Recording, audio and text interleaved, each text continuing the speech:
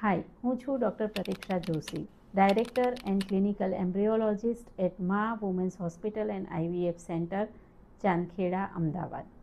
દરેક દંપતીનું સપનું હોય છે માતા પિતા બનવાનું, પણ જ્યારે આ સપનું પૂરું કરવામાં વિલંબ થાય છે, આ સપનું અધૂરું રહે છે, ત્યારે તમને યોગ્ય માર્ગદર્શન અને IVF જેવી એક અત્યંત આધુનિક સારવારની જરૂર પડે છે.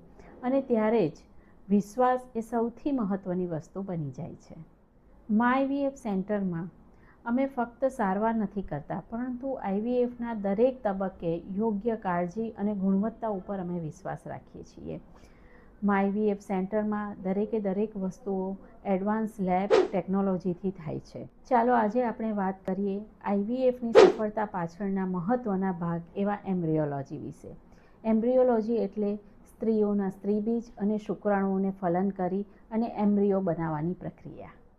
IVFમાં આપણે સ્ત્રીઓના સ્ત્રીબીજ લઈએ છીએ અને પુરુષોમાંથી શુક્રાણુ લઈએ છીએ અને બંનેની યોગ્ય ગુણવત્તાને ચેક કરીએ છીએ. અને ત્યારબાદ એક નોર્મલ અને હેલ્ધી શુક્રાણુ લઈ એક હેલ્ધી એગ્સમાં અમે ફર્ટિલાઇઝેશન કરીએ છીએ. અને આ ફર્ટિલાઇઝેશન પછી બનેલા એમ્બ્રિયોને એમ્બ્રિયોલોજી લેબમાં યોગ્ય તાપમાન અને એક એડવાન્સ ટેકનોલોજી સાથે અમે એનો વિકાસ થવા દઈએ છીએ. આ ગર્ભ એમ્બ્રિયોલોજી લેબમાં 6 દિવસ સુધી મોટો થાય છે, જેમાં એક કોષમાંથી 6 દિવસના અંતે 100 કરતાં પણ ઉપર કોષ બનેલા હોય છે, જેને આપણે બ્લાસ્ટોસિસ કહીએ છીએ.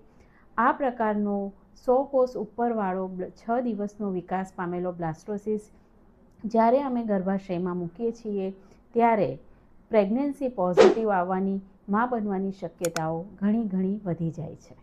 આથી મા IVF સેન્ટરમાં IVFની સફળતા માત્ર સારવાર ઉપર નહીં, પરંતુ મજબૂત એમ્બ્રિયોલોજી સપોર્ટ ઉપર આધાર રાખે છે, અને જે મા IVF સેન્ટરમાં ખૂબ જ સરસ છે. મા IVF સેન્ટરમાં એડવાન્સ ટ્રીટમેન્ટ પ્રોટોકોલ અને અત્યંત આધુનિક ઇન્ફ્રાસ્ટ્રક્ચર સાથેની એમ્બ્રિયોલોજી લેબ, અનુભવી ડૉક્ટર્સની ટીમ અને અનુભવી એમ્બ્રિયોલોજિસ્ટની ટીમ સાથે અમે સારવાર આપીએ છીએ. મા IVF સેન્ટર, જ્યાં અમે એડવાન્સ ટેકનોલોજી, અદ્યતન IVF લેબ, સંપૂર્ણ કાળજી અને વિશ્વાસ સાથે તમારું માતૃત્વનું સપનું સાકાર કરીએ છીએ.